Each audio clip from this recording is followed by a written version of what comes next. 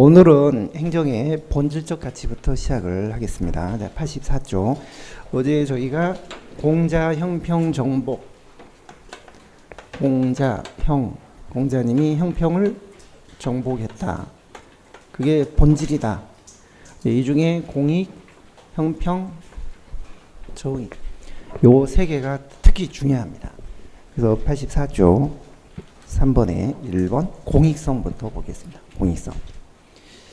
네, 1번에 공익이 뭐냐라는 건 뭐 큰 의미가 없는 건데요. 두 번째 줄, 사회 일반의 공통된 이익. 행정이 특정 집단이나 소수 이익을 지향하는 게 아니라 전체 이익을 지향하는 거. 이거를 그러니까 사회 일반의 공통된 이익이 공익이고 그걸 지향하는 게 그런 정신을 공익성이라고 해요. 큰 성자 붙으나 안 붙으나 큰 의미가 없죠. 그런데 이 오른쪽 4번 공익이 본질이 뭐냐? 공익의 본질 이 부분은요, 사익과 공익의 관계인데요. 실체설이 있고 과정설이라는 게 있습니다. 네, 과정설은 흔히 소극설이라고도 하고 실체설은 적극설이라고 해요. 공익의 어떤 존재나 역할이나 인식에 대해서 실체설은 적극설은 아주 적극적이에요. 적극적이라는 얘기는 항상 여러분들 행정학 공부하실 때 적극과 부정적 이 말은 같은 뜻으로 다 긍정, 파지티브라는 말을 쓰거든요. 영어로는 파지티브. 이건 네거티브. 소극적이다라는 얘기는 결국은 부정적이다라는 얘기. 그러니까 네거티브를 우리 행정학에서는 적극 부정적이라고도 번역하지만 소극적 이렇게도 번역을 해요. 그러니까 소극으로 언뜻 이해가 안 되시면 부정으로 또 생각해 보실 필요가 있습니다. 그러니까 결국은 공익의 존재나 역할이나 인식에 대해서 적극설은 공익이 중요하다는 거예요. 존재하고 공익이 사익보다 중요하다.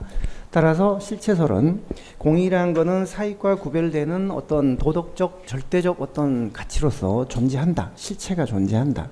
공익의 역할이나 개념이나 인식에 대해서 매우 적극적입니다. 이게 적극설이에요.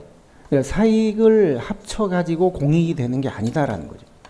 단순히 사익을 합쳐서 공익이 되는 게 아니다. 공익은 사익의 합이 아니라 소수가 주장하는, 그러니까 다수의 어떤 사익이 모여져서 공익이 되는 게 아니라 소수가 주장하는 것도 공익이 될 수 있다는 거예요. 그러니까 어떤 절대적 선, 도덕적 선, 그게 절대적 가치가 존재한다는 거죠. 실체로서. 그러니까 예를 들면 여러분들은 아이고 행정학 방대하고 어려운데 대충 한 70점만 맞지.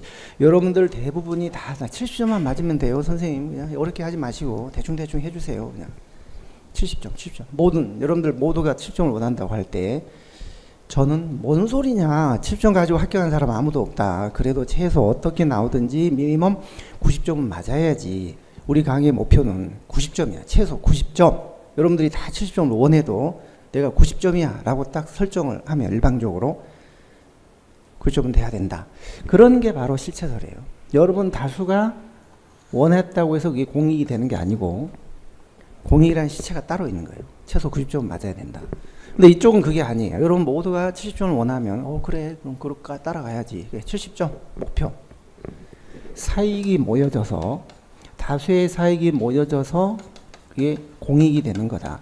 이렇게 보는 거는 그거는 공익의 어떤 역할이나 개념이나 인식에 대해서 매우 소극적인 거예요. 공익이 따로 없고 다수의 사익이 모여져서 그게 바로 공익이 되는 거니까 여러분들 한 사람 한 사람 이익을 들어주는 게 그게 다 공익이다. 공익은 따로 없어요. 따로 없어. 실체가 없어요. 사익이 공익으로 조정돼 가는 그런 어떤 민주적이고 기계적인 과정일 뿐이에요. 실체가 있는 게 아니라 사익이 모여서 공익으로 변해가는 그런 민주적이고 기계적인 과정일 뿐이지 실체로서 공익이 딱 있는 게 아니에요. 그러니까 이런 입장은 공익의 어떤 존재나 역할에 대해서 상당히 부정적이거나 아니면 소극적인 것이죠. 그러니까 상대적으로 보면 얘는 사익이 공익이 된다는, 얘는 절대 사익은 공익이 될 수 없다는, 공익이 따로 있다.